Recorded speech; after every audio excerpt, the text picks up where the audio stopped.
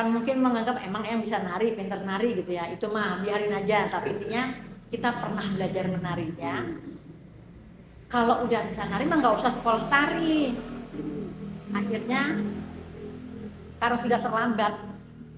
Jadi terlambat itu berarti kita udah diterima kan. Akhirnya ada kita ikut pendaftaran yang gelombang masuklah di sekolah atau akademi penilik kesehatan, teknologi sanitasi, HAKLI, Himpunan Ahli Kesehatan Lingkungan Indonesia. Sampai lulus, alhamdulillah berarti termasuk pinter, karena diterima 10 terbaik di Jakarta. Langsung masuk kementerian PNS.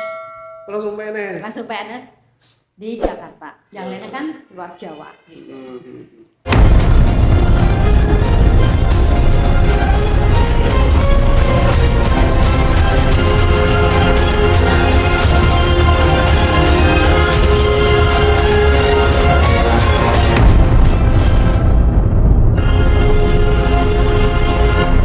Assalamualaikum warahmatullahi wabarakatuh. Kembali lagi nih bareng Bang Nian.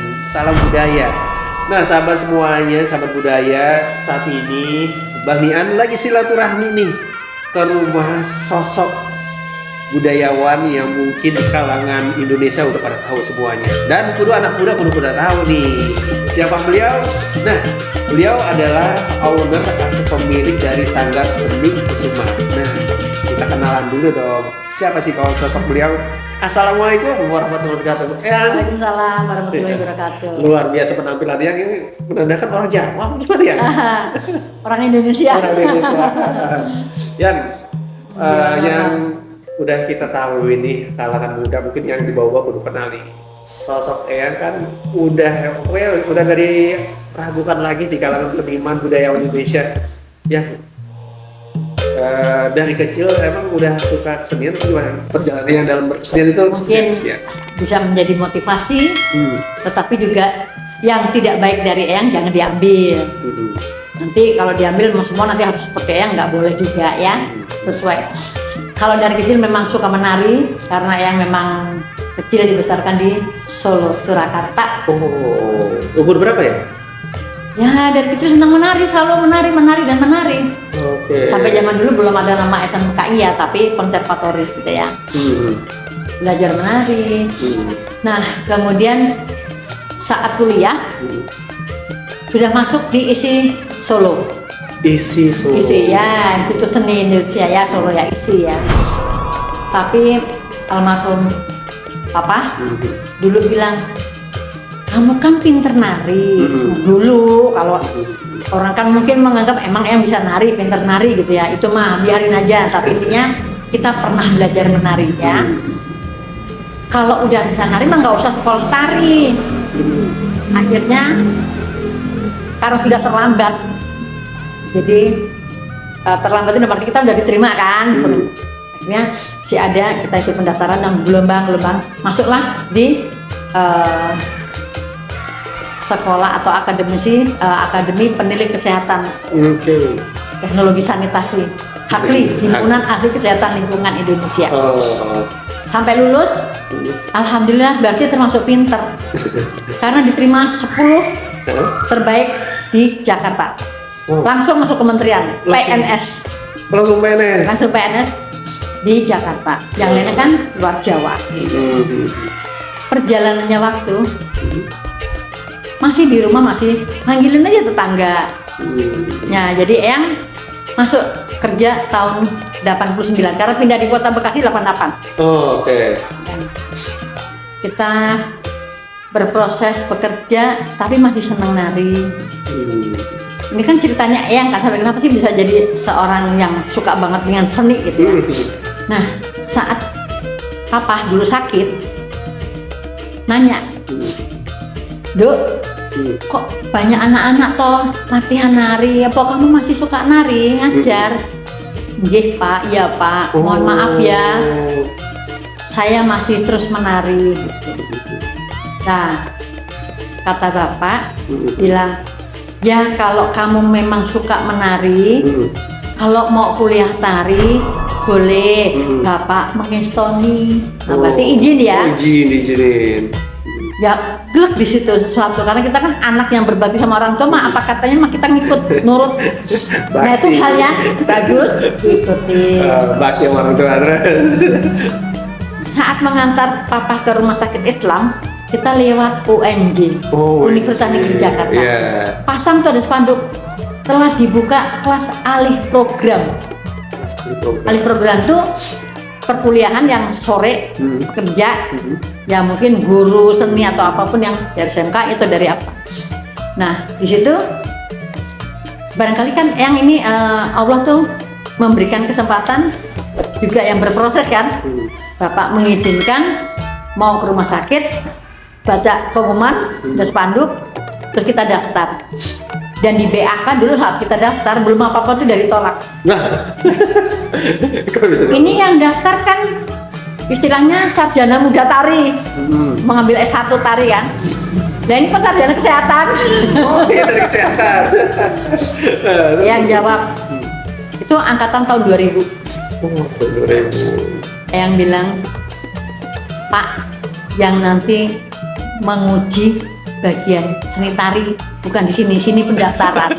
Oh yang disakutin gitu tuh. Ya jadi BAK ya, badan administrasi gitu ya, badan administrasi. Akhirnya kita dites, kita udah pakai kostum ini siap ini sempat ditanya bisa nari apa, yang jawabnya saya diminta nari apa Pak, saya siap. Gaya ya alhasil diterima sebagai mahasiswa seni tari Universitas Negeri Jakarta tercinta angkatan 2000 loh ya. Dan itu karena yang juga pernah kursus karena waktu bekerja yang cuti 3 tahun cuti di luar tanggungan negara nggak dapat gaji 3 tahun itu fokus yang di Bandung untuk memperdalam tari klasik Sunda. Jadi jangan bilang yang orang Jawa, orang Bekasi kok ngadain lomba tari klasik Sunda, kan nggak perlu ngomong-ngomong orang belajar. Alhamdulillah, karena masih ingat guru besar kita, Ibu Ai, Ibu Nunung, ya, almarhum Mbah Nana, gitu ya. Kita selalu belajar dan belajar. Nah itu kita memang privat untuk memperdalam tari-tari Sunda klasik, termasuk jaipongan. Di Jugala, Papi Gugum Gumira. Sampai sekarang ya masih jadi ASN Kementerian Kesehatan ya? Iya udah. Nah itu kan ceritanya. Sampai lulus. Nah itu tadi kita jadi mengenal yang namanya seni masyarakat. Nah kita lulus, ya alhamdulillah. Jadi sudah punya nih akademisinya seni tari. Jadi akhirnya tahu bahwa selama ini bisa menari tapi tidak tahu apa itu tari sebenarnya. Jadi ternyata tari itu luar biasa. Tari itu sesuatu yang luar biasa menurut Eyang karena tari itu adalah hidup.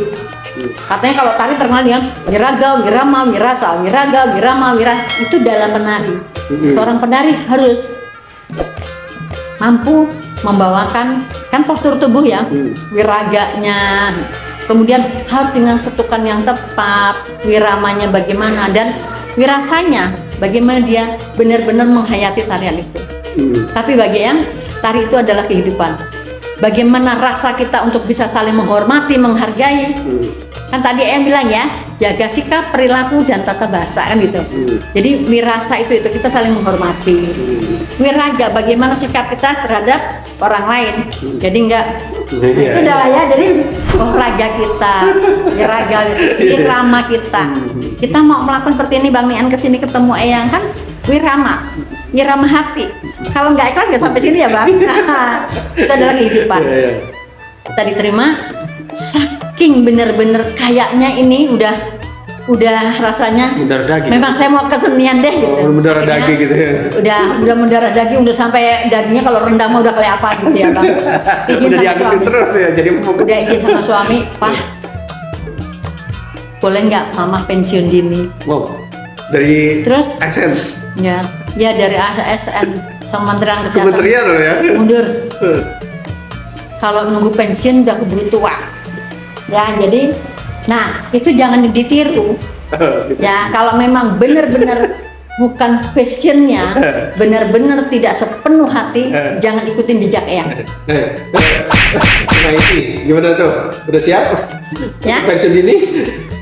Jadi tetap semangat, karena kalau udah kita ikhlas, kita jangan takut. Allah tetap akan memberi rezeki kita. Ya, dengan jalan yang lain. Allah pasti tahu apa yang kita lakukan baik, Allah pasti akan memberi kebaikan.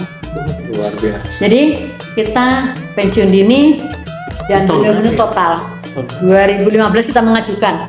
2000 mengajukan pensiun dini, padahal masih Ya, sampai semangatnya ini kan mengajukan kan nggak langsung di ACC ya. Nah, di situ karena satu bukan hanya mata-mata untuk berkesenian, tetapi Eyang punya beban moral. Banyak dosa itu yang diikutin. Jadi kalau kita ada petugas dari dinas pariwisata atau dari kebudayaan atau dari undangan dari misalnya seperti Festival Danau Toba, bikin surat cuti 3 hari. Kan kalau pergi mah kagak 3 hari, udah 4 hari 5 hari. Ujungnya dosa. Izin bodong bikin surat, sakit. Dosa ini sehat. Tapi masih ada di Medan. Iya. Gitu. Jadi Iya. nanti kalau anak-anak nari di sana seperti Pekan Gawe Dayak Pontianak, wah seru ya Dayak. Sampai pernah sempat pimpinan langsung, saya ini bertanya siapa pimpinan ibu ini? Iya pimpinannya ya yang di direktoratnya saya kesehatan lingkungan, cuman saya ngikutin dari dinas kebudayaan. Siapa pimpinan? Jadi beban moral. Saya tidak mau yang gimana ya? Saya memang kesenian, tapi saya juga tidak mau saya tidak baik di pekerjaan saya. Gitu Bang. Jadi ikutin itu. Kita harus bisa bijak dalam mengambil sikap. Dan juga bertanggung jawab ya, bertanggung jawab pekerjaan kita ya. Nah, di situ yang mundur dari PNS. Dan setelah yang bilang mundur dari PNS, berubah. Aku tak secantik dulu. Semuanya total. Sepatu yang segini, minggir. Aku sekarang pakai ikat, lurik, kalung. Hanya untuk apa? Sebagai itu adalah identitas. Di mana ada perempuan tua pakai ikat dan pakai lurik, itu adalah Eyang Anjar. Dari dulu saya benar-benar pakai lurik. Pertama kali ngelihat di lembaran Pondok Melati Betawi itu sosok lurik. Ini Ya. Iya, jadi mengenali gampang ya. Ya. Dan juga misalnya di foto-foto ya di dokumentasi selalu pakai ikat ya. Karena ya setidaknya kita saya membahasakannya yang adalah ini hijab seni. Gitu ya. Kita dengan berkaos, kalau kita aktivitas pasti pakai kaos, tapi lurik ini adalah menutupi bahwa kita tidak begitu vulgar gitu enggak. Dan kalau pakai kalung atau ini adalah hanya style gaya, karena gaya adalah sifat pembawaan manusia yang tidak bisa dimiliki oleh orang lain. Ini sama tim kita editingnya gayanya jangan senyum ya. Bener-bener dah, tipe orang serius nggak boleh diajak bercanda dikit. Gitu Bang. Iya. Akhirnya suami Eyang juga mengizinkan karena restu dari papa ya, almarhum. Luar biasa. Semua itu adalah perjalanan Bang. Itu yang kita ambil hikmahnya. Ternyata Allah benar kalau kata orang-orang akan indah pada waktunya. Jadi yang mengambil bahwa berkesenian itu kita harus bahagia. Makanya yang hanya fokus kepada yang mendukung dan memberi saya bahagia untuk seni. Fokus yang mendukung. Sip. Ya sampai sekarang inilah dari tabungan sampai ini memang cita-cita ya, karena memang dari dulu pengen cita-cita dari kesenian jadilah seperti Sanggar Seni Kusuma yang udah melalang buana ke Indonesia bahkan ke luar negeri. Sahabat budaya semuanya luar biasa kan. Nah makanya kalau mau fokus belajar, kalau udah Bismillah yakin. Yang mungkin ada saran dan harapan nih sahabat-sahabat budaya di luar sana ya. Ya. Sahabat budaya secara umum ya. Oke, buat semuanya pesan Eyang khususnya pada generasi ya. Kalian orang manapun semua sama. Tetapi di saat kalian berada pada satu daerah yang di situ adalah sebagai satuan keluarga kalian, maka ajarkanlah untuk keluarga kita semua punya prinsip dalam arti secara umum ya, di mana bumi dipijak, di situ langit kita junjung, dan kita harus punya loyalitas membangun daerah kita. Satu. Kemudian kalau secara berkesenian, yuk kita bersama-sama melestarikan yang diawali melalui apa yang kita kenali daerah kita genggam, kita lestarikan. Jadi jangan sampai kita yang melakukan akulturasi budaya, contohnya seperti Eyang dari Jawa ke Bekasi, Eyang pokoknya Jawa terus, kita nggak mau mengenal yang namanya Betawi atau Sunda, enggak.